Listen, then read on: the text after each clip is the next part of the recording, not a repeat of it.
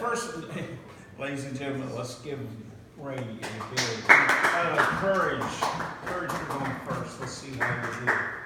Yes, my name is Freddie Brown.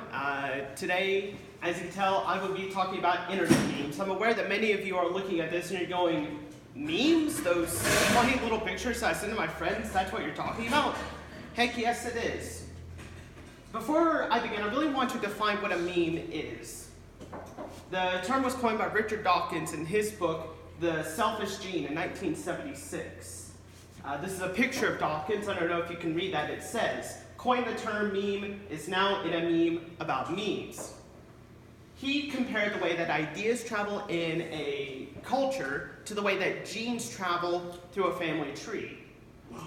The word meme comes from the Greek word mimeme, meaning to imitate. And I hope you notice mimeme or meme, gene, yes, they are supposed to imitate each other. He listed melodies, catchphrases, and fashion as memes, but modern internet memes include photos, videos, words, phrases, songs, physical activities such as dance, just about anything really. So with Dawkins's memes, a culture is built on individual elements, melodies, fashion, and catchphrases.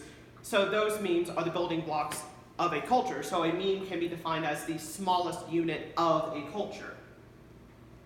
How do we communicate via these memes? Memes can spread and be reappropriated to resonate with a lot of people, said Samira Rajabi, a professor at the University of Colorado in Boulder.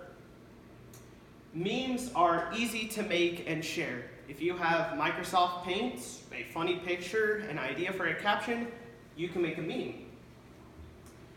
Anyone can make them, and they can be about any topic. Any one of you right now can make a meme. And because of the fact that they can be about anything, these topics can go from the interpersonal to the global. I can make a meme that only I would get. I can make a meme that her and I would get, this whole class. I can make a meme about this school, this city, this state, this country, or the entire global civilization. Instead of telling someone how we feel, we could send a meme to communicate our emotions. This is a meme I saw a while back.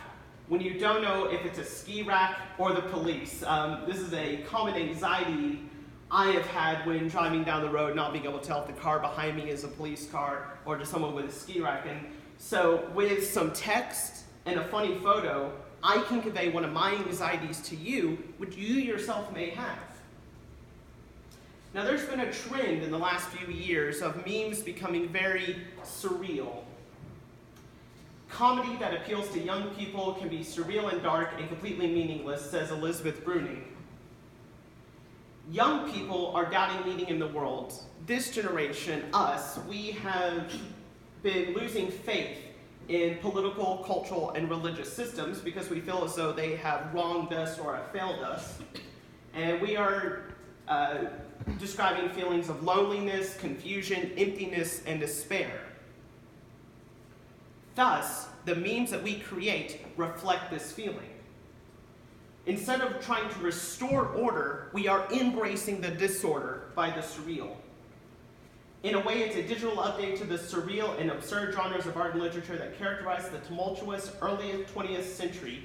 At the beginning of the 20th century, there was World War I, and a little bit later World War II, which completely shook the way that people saw the world. And people embraced surrealism, the idea that all these preconceived notions, meaningless.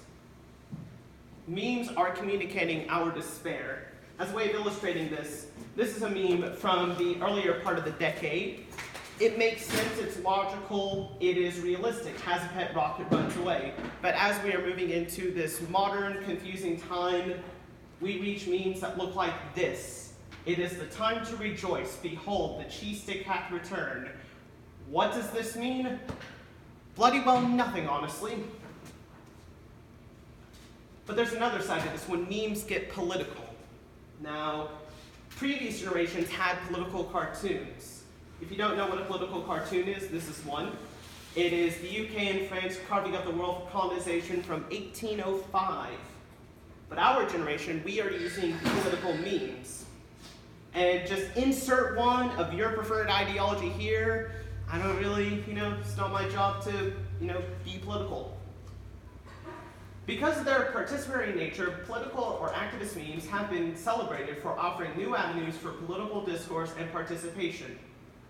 As I said earlier, memes can be made by anyone and can be about anything. So if you have a political agenda or if there's a cause you are fighting for, you can make a meme to represent your ideology.